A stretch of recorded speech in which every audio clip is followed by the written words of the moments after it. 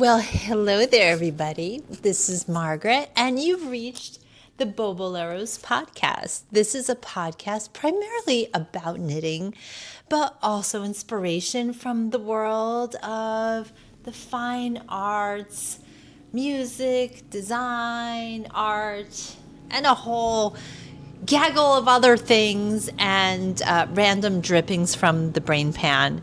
So welcome. And of course, you hear the leaf blower outside, so my timing is always spot on.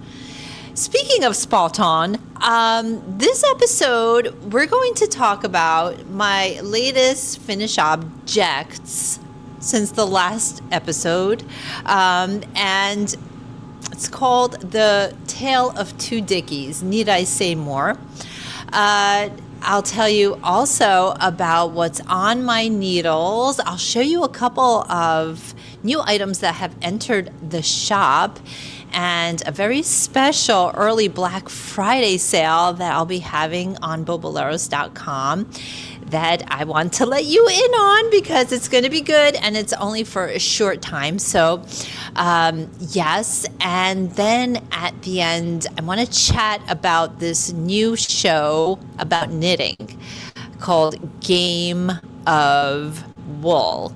So, okay. So sit back, get yourself some cozy something or other to drink or whatever you're knitting, and let's get started. So I'd like to start off with the drawing for the giveaway prize, which last week I mentioned that there are some holiday sock sets coming into the shop, and so here it is. This one is called Twilight Glimmer, and it's really a lovely skein of my BFL with a mini skein in the color like a mauve kind of almost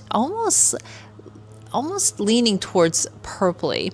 And so there's like blues and slight, greens. It's like an aurora borealis kind of situation. And also the same mauve color is in this main skein.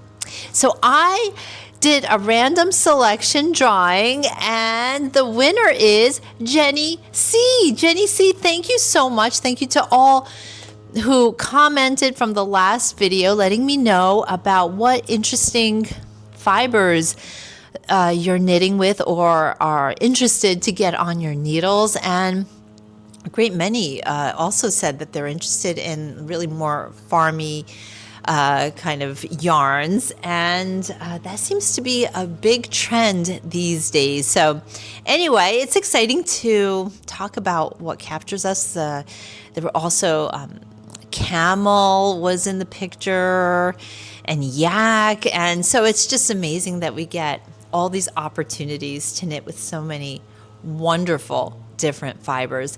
While we're at it, I want to show you the other two sets, and this is just wonderful, like for holiday gift giving.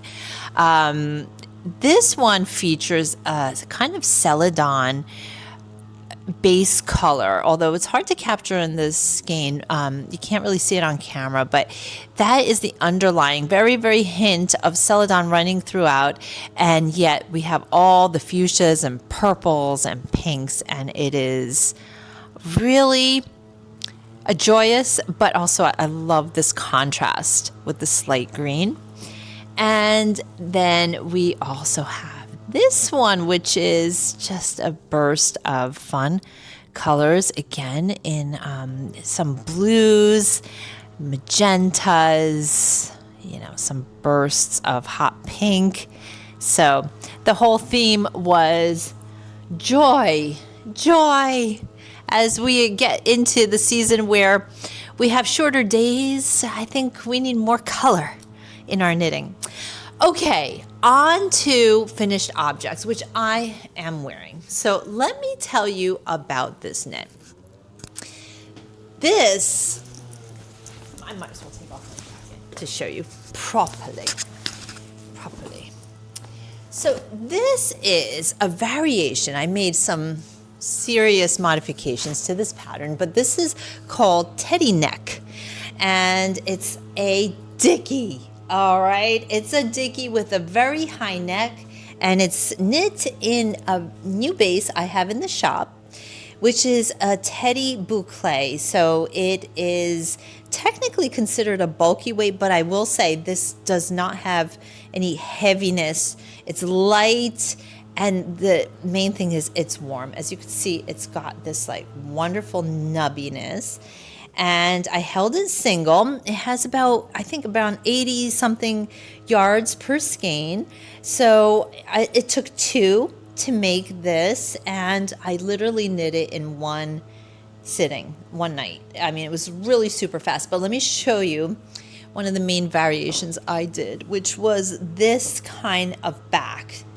So the pattern calls for the front and the back to be also the same length, which I did the first time. So let me show you the other variation I made. And this is why this episode is called The Tale of Two Dickies. And of course, I forgot it. Hold on. Okay, here is the first version I made. Okay, so much to say. This turned out a little big, first of all. I did it exactly, well, not exactly to pattern, but mostly to pattern, at least the neckline I did. And I feel like it came out just too wide. It's not a deal breaker. I could still wear it, but I noticed that, and I think I have it backwards. I think this is the front. Yeah, this is the front.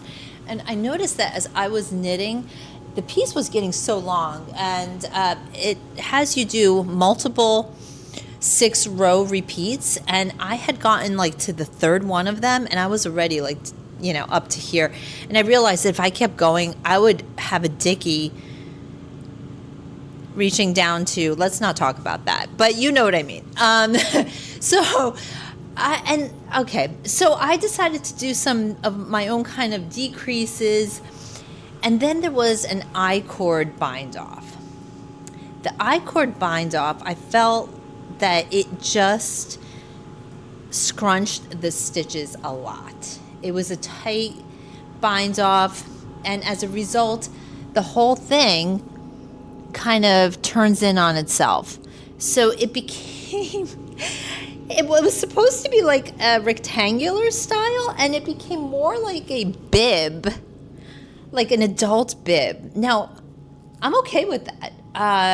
You know, I don't mind wearing, it's a little bit like an ecclesiastical kind of garment. I feel like a priest would wear this over a gown or something. And I'm not like having a hard time with that. I don't mind it really. But this was the issue. Okay, the back, I love the warmth factor.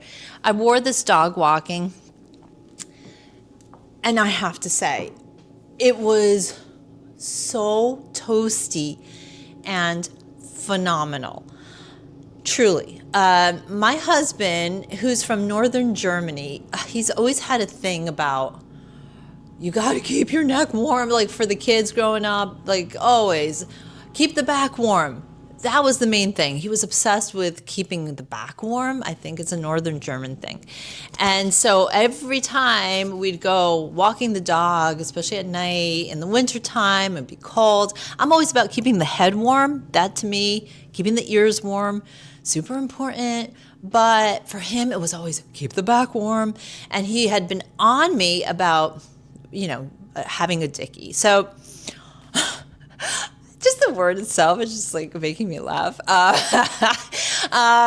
Anyway, so he got a bunch from this one company, Carhartt, and a few times he like gave me one to wear, and I was like, yeah, I sort of get it. It keeps the neck warm, but I have a scarf for that. Like, what's the difference with the Dickie? But then I started to see Dickies show up in the fashion space, most notably in Veronica Beard and her blazers, which would have a Dickie, like a sweatshirt kind of Dickie. Sometimes I've seen Dickies like shirt type button-down shirts, but it's really only a portion of it. It's like a mock shirt. And that was kind of cool. It felt like a little bit like, I don't know, like I'm thinking like a superhero that they have to like get out of their daytime office clothing and turn into a superhero. And that's where the mock neck and everything comes off. And so I was like, because of that, I felt like maybe Dickies are not for me. But I ran into this pattern, the teddy neck, and I started to see the possibility. I happen to have some teddy boucle in my stash in terms of undyed, and I decided to dye it this really intense kind of burnt orangey rust. I love this color, and it goes with my coats and things. So I was really excited to cast on. The pattern itself called for a interesting cast on. It was is it called Jenny's? Super surprisingly stretchy or something like that. And I had done it once before. I'm not that familiar with the technique, but it was easy enough. But you basically create this tube and then keep half of those stitches, which would be reserved for the back, on the tube as you continue knitting the front piece. So very clever. It also had I-cord shaping on the shoulder, which created this piece. So I thought it was just like a tremendously ingenious kind of pattern. Here, I don't know what happened. I think that was my mistake.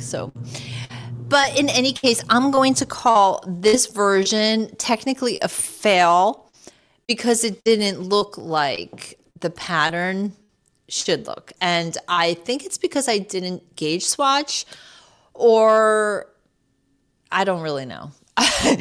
Probably I didn't gauge swatch, but I was really close to gauge, because then afterwards I did do a gauge swatch and I realized, well, I'm like pretty much at gauge. So I cannot tell you why it came out as big. And, I tried to salvage it, basically.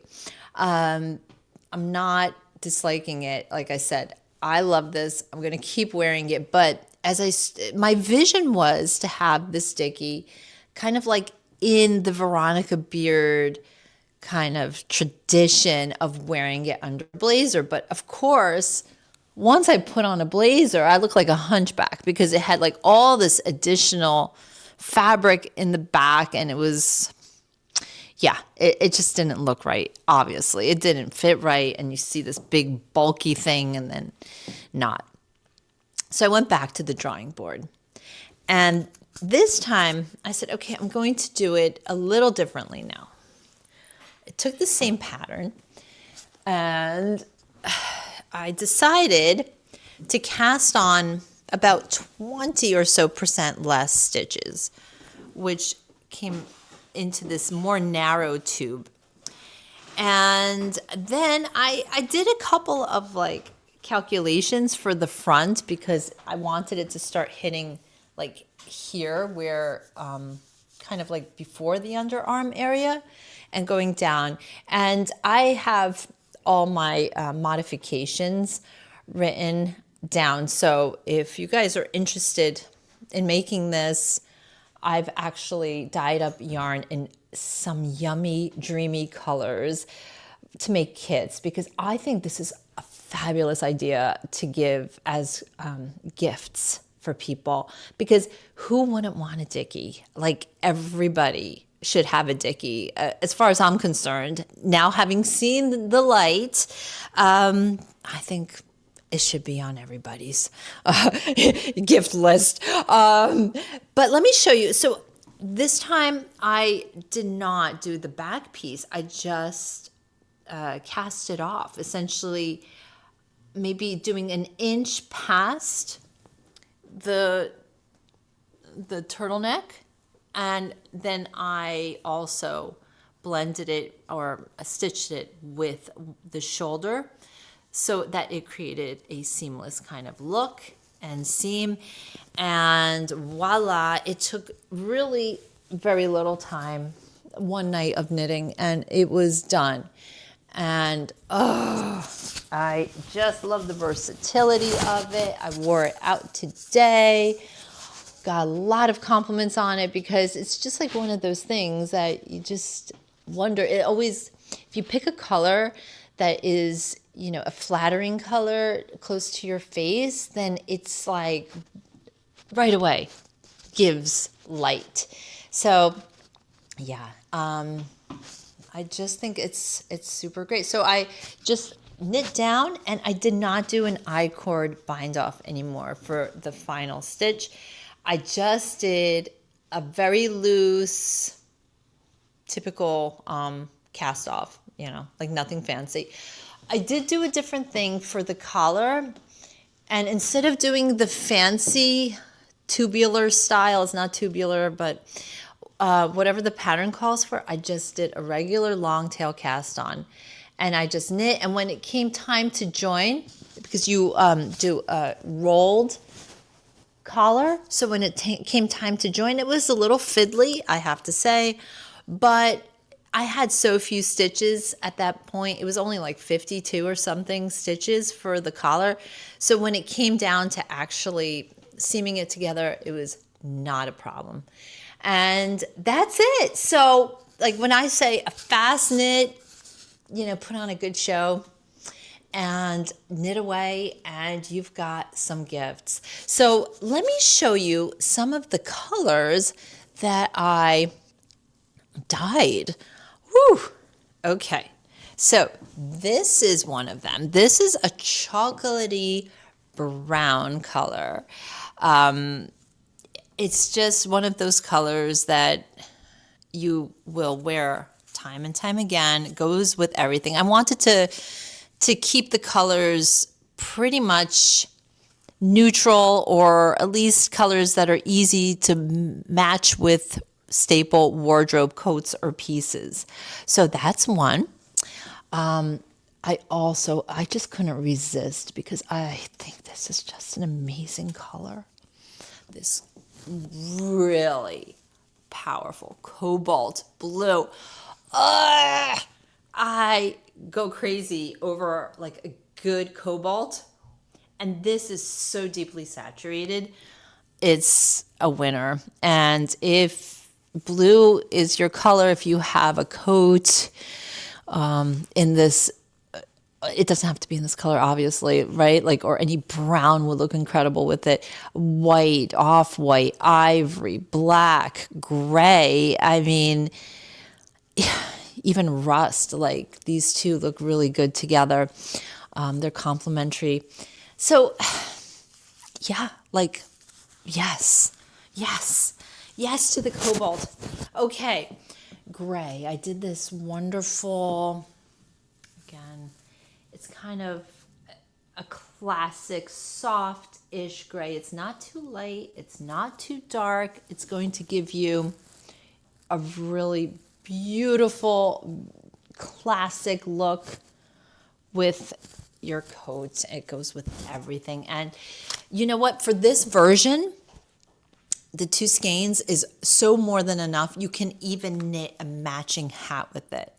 And I have a pattern that I made with this exact yarn. It's called the Starlight Hat. And yeah, it's exactly the amount of yarn you need to make a matchy-matchy set. Okay, this, of course, right? This is the one I knit with. This color is a little different because I wanted to make this for my daughter Maya. So she's coming tomorrow, and I'm gonna give it, because again, those upstate New York winters are pretty rough. I said, Maya, you need a dickie. And she's like, no, I don't, Mom. No, I don't. But then when she saw it, she's like, oh, I want that. Anyway, so this is the color. It's more akin to this. This is more like a ginger color. But if you like the ginger more, you can always just email me. I'm happy to dye that color too. All right. And last but not least, this kind of mauve soft pink. And it's just quite delicious because it does things. It does things. There are like some kind of like color changes and shifts, and it's just a wonderful delight to knit with. A easy yarn to knit with. It doesn't get stuck on your needles. I know sometimes with boucle that could happen, but this is just super easy. I think I use size 9 or 10 needles, and yes, that's it. The Tale of Two Dickies. Which one would you make? Would you make the one with also the long flap in the back, or would you just keep it on the front? One is more versatile. The other one is definitely more warm. Really depends on how you plan on wearing it. So, yes, and then I have another work in progress in addition to the ones I showed last week. So I'm not going to reiterate those because there hasn't been much progress on my Lume sweater because I've been knitting Dickies. But here is, I cast on for the same designer, Sari Nordland of the Lume pullover. She has come out just a week or so ago with the Soda Pop beanie. And I thought, this is a great little beanie. And it's just a straight up kind of ribbed beanie, 2x2 rib beanie. And it's held together with one strand fingering and one strand mohair. So what I am using is my own hand-dyed Boboleros in my fingering, BFL, and also the Surrey alpaca. And so it's just knitting up so far. This is what I've got. I love the fabric. It's got the most subtle little hint of a halo. I have to say I was super nervous because you start with the crown, and I have never had that before in a hat pattern, starting with the crown. I was a little bit nervous, and I didn't know if I would have enough width for the head. And even now, as I look at it, I'm always like, is this going to fit my head? Is it? Because it looks like, honestly, like it could fit a toddler. I put it on barber cords, and I saw that it stretches out, and I need to knit more to really assess if it's going to fit my head. But I do love this color so much. This is in the colorway Ruby, and kits are available on the site. And again, I'm having a early Black Friday sale. So if you sign up to the Boboleros newsletter, you go to boboleros.com, you sign up for the newsletter, you're going to get all the details on exactly when the early shopping is going to start, and there will be some really sweet sales going on. It's going to be very limited time and limited inventory, but it's a great time to just get your kits together and make some fun, quick knits, gift knitting, or something for yourself, something to indulge in, and just love. My hand-dyed I just love this color so much, and there are a lot of different colors available in kits. Another thing that I've put on the site, again, the Andrea Maury cowl, the Ooey Gooey. So she just came out with socks. Have you seen those? They are super cute. If I was a sock knitter, I'd be so making those. But I don't know. I'm not really much into making socks. I'll be honest. But the cowl, oh yes, I would make that. So let me show you again. I put up some kits, and I might have shown you some of these last week, but I have quite a bit of spin cycle or spin cycle type yarn in my personal collection. And so I am making that available. And so here it is. So this is Nostalgia paired with my Boboleros. Again, this is the Betty Surrey alpaca, and this is 74% baby Surrey alpaca and 26% silk. By the way, that is the same strand that I am using for my soda pop beanie. There is a strand of that same Betty Surrey alpaca. Okay, so wouldn't this be adorable for the cowl, right? Like the nostalgia is in this fantastic kind of cranberry and oh, those two together. That's one idea. Here's another one. This is Spin Cycle, and this is all dyed in the wool. Yes, dyed in the wool. This is Unicorn. This is an unavailable colorway now. And this is Bobolero's Iconic Pink. How great is that together? Yeah. Okay, and then one of my very favorites, this is Spin Cycle. Hulda, again, this is a discontinued colorway, can't get it. I've got it. I've got only 2 skeins. So one kit is like this, and this is called Detour, my Boboleros. Now, if you want to make your own kind of kit combo and you see, don't see it on the site, again, you can always email me. I'm happy to accommodate in any way. I have a lot of range of colors. So if you were thinking, maybe you'd want a brown instead, no problem. I can make that happen. So yeah, you could just email me and that would be that. Okay, so that's what I've got in terms of knitting progress this week. I have to say, I didn't expect to knit as much as I did and to dye as much as I did, but it's all been really fun. And if you live in the upstate New York area on the Saturday after Thanksgiving, which is, in 2 weeks, the 29th of November, I will be at Rabbit Row Yarn and Haberdashery store in Corning, New York.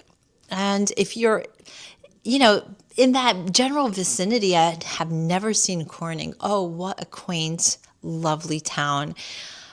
The Corning Glass Museum is absolutely stunning. It is, oh my gosh.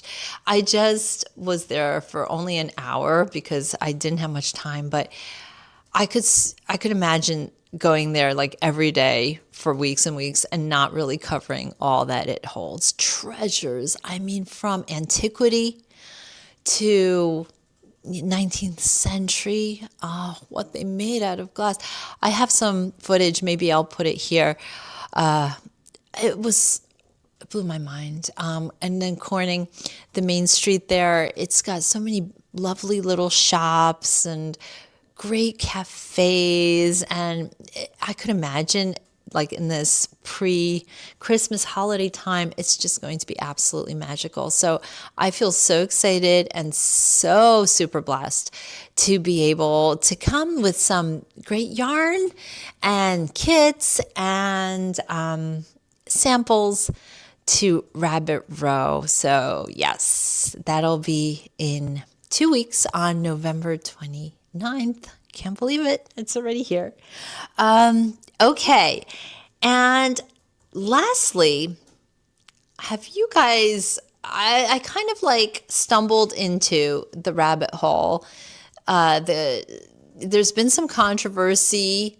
It's like kind of like gotten the knitting community really perked up. A reality show out of England called Game of Wool. And it's hosted by the Olympic swimmer, I believe his name is Tom Daly or Tim Daly. Sorry.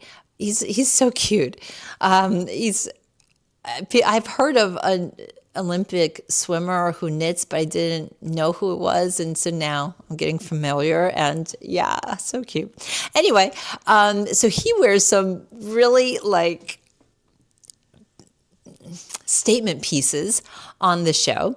And I fell into that rabbit hole because I don't know, I was probably knitting a lot this week and I was looking at podcasts and things to watch, and then suddenly this game of wool kept showing up in every kind of YouTube knitting search I was doing, and I finally succumbed. I said, what is this game of wool? And I couldn't find it, and then finally I found episode 1 on YouTube. And I started to watch, and maybe if I find it, I'll also link it below if you're interested in watching. So the concept is that just like Iron Chef or one of these, bake-off shows, that you have 10 contestants and they're all knitters from Britain, I believe. And they have different challenges, and they're timed challenges. So in the first episode, their challenge was to knit a Fair Isle sleeveless tank and to come up with their own motif, something that shows the judges about their identity and creativity.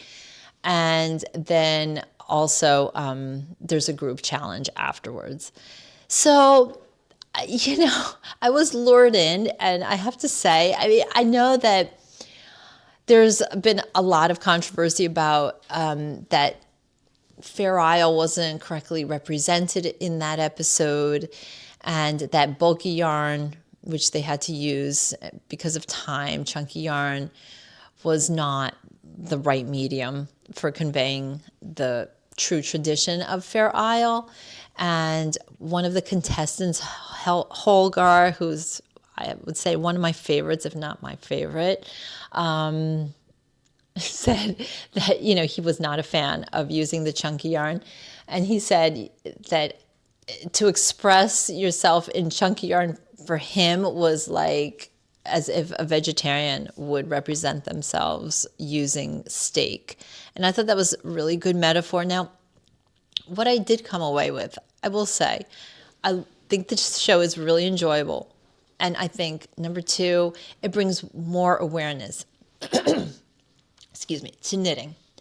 And if that happens, great, because, hey, we want more people to experience the joy of knitting, right? And young people, and there are some great young people on there too. And so you see that this is not, that stereotype that it's like old grandmas only knitting is really broken in the show. And I think that is such a plus. And it definitely shows, the fashion forward idea of knitting, which for some people, they don't see it that way. They just see it as something kind of all dusty, rocking chair type activity. But no, it's fun. It's a lie. We know that.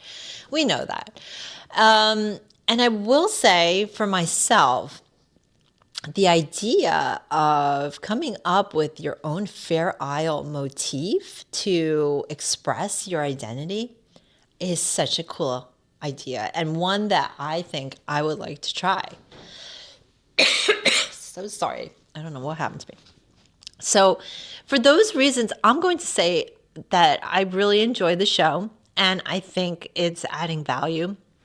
It's not perfect, but I will say that it is sparking a lot of, new creative ideas, at least for me, because for some reason, a Fair Isle motif in my mind always seemed like something difficult, and I didn't know how to chart something. But to see these contestants just take graph paper and start to chart things out, I thought, oh, wow, gosh, well, if they're doing that, I have graph paper, and I have had some like really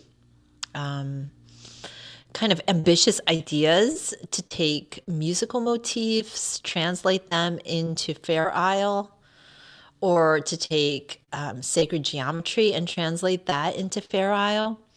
So it was kind of like open door, like, hey, jump in, the water's fine.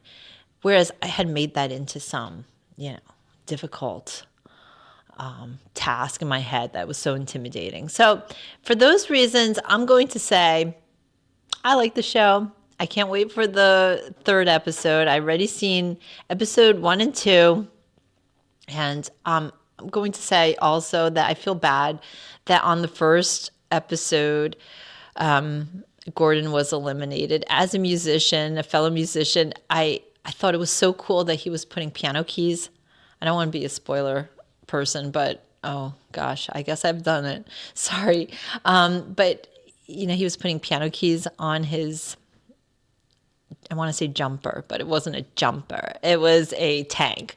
And I thought his color choices were just brilliant. And I felt bad that he had to go home. But he's since put up his own channel, and he talks a little bit about his experience and what happened on that first episode, and he explains more because he does steak, and people think that that's the reason he was eliminated, because the steak failed, but it wasn't because of that, and he explains why, and so on and so forth. So that, just to say, hey, you know what, knitting is, like, I would say, headline news these days. It's headline watching. And so, yeah, I mean, I'm not fond of competition in general. Like, I've never liked music competitions, and I don't like the idea of a knitting competition because, how do you really judge? Like, what is the criteria that you're judging on? I understand technique, like both in music and in knitting, there is so much about technique. You need to have a solid technique in order to execute, absolutely. But then there are these other considerations, right? Like color, style, and, how to make things really sing in a garment. Well, yeah. So anyway, that's it for today. So thank you so much for watching, and I hope you are having just a delicious and yummy time with your knits and enjoying every stitch. I can't wait to be back with more of my knitting, and I thank you so much for watching. And so happy knitting, and see you really soon. Thanks.